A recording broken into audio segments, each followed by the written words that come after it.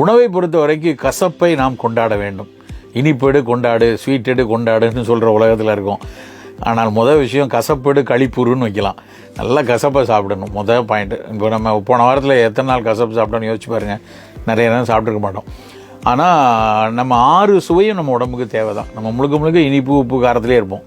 அது 3 தான் அதிகம் சாப்பிடுவோம். நிறைய நல்லா கவனித்து பார்த்தீங்கன்னா ஆக்சுவலாக அந்த 3ஐயும் குறைக்க சொல்கிறோம் நாங்கள். இனிப்பையும் உப்பையும் ரொம்ப குறைச்சி கொள்ளுங்கள். உப்பும் நிறைய குறைக்கணும். நம்ம நிறைய உப்பு சாப்பிட்டுட்டு இருக்கோம். இனிப்பு குறைக்கணும்னு ஓரளவுக்கு மக்கள்கிட்ட அவேர்னஸ் வந்துகிட்டு இருக்கு. பட் இனிப்பு உப்பு ரெண்டையும் குறைச்சி கசப்பு துவர்ப்பு ரெண்டையும் கூட்டணும். கசப்புனா நிறைய பேர் நினைக்கிற மாதிரி வேப்பிலை மட்டும் தான் கசப்பு இல்லை. பாவக்காய், கோவக்காய், வெந்தயம், சுண்டக்காய் எல்லாம் கசப்பு தான். அது மாதிரி துவர்ப்புனா வாழைப்பூ, வாழைத்தண்டு துவர்ப்பு. இந்த காய்கறிகளை நிறைய எடுத்துக்கொள்ளணும். கீரைகள் எல்லாமே கொஞ்சம் துவர்ப்பும் கசப்பும் உள்ள கீரைகள் நிறைய இருக்குது. அதை பயன்படுத்தி கொள்ளணும். ஸோ உணவில் தினம் இந்த மாதிரி எடுத்துக்கொள்ளுங்க. பட்டை தீட்டுன அரிசி, பாலிஷ் போட்ட அரிசி, சர்க்கரை, பால் கூட அதிகம் தேவையில்லை. ஒரு சர்க்கரை வரக்கூடாதுன்னு நினச்சாலோ கட்டுப்பாட்டில் இருக்கணும்னா இந்த பாலிஷ் மாவு பண்டங்கள், அரிசி பண்டங்களை முழுசாக குறைக்கணும். இப்போ எப்படி சாப்பிட்ருக்கீங்களோ அதுக்கு 1/4 பங்கு ஆக்கிடுங்க.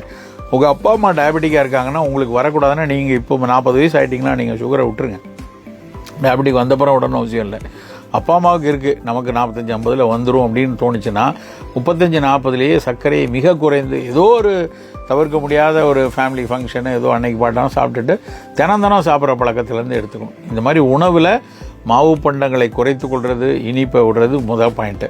கசப்பு துவர்ப்பை எடுத்துக்கொள்வது ரெண்டாவது அடுத்த முக்கியமான விஷயம் என்னென்னா, சில பொருட்கள் உணவில் நம்ம தொடர்ந்து சாப்பிடும்போது சர்க்கரை வராமல் பாதுகாக்கிறது கொஞ்சம் உதவும். பாவக்காய், வெந்தயம், அந்த மாதிரி வெந்தயத்தெல்லாம் வறுத்து பொடி பண்ணி வச்சு ஒரு 1/2 ஸ்பூன் தினமும் எடுத்துக்கிட்டு இருக்கலாம். காலையிலையும் மதியமும் ரெகுலராக எடுத்துக்கலாம். இது உணவில். உடற்பயிற்சி ரொம்ப முக்கியம். காலையில் நீங்கள் கண்டிப்பாக 1 மணி நேரம் நடங்க. இல்லை சார் காலையில் எனக்கு 7 மணி டியூட்டி, சாயந்தரம் நடங்க.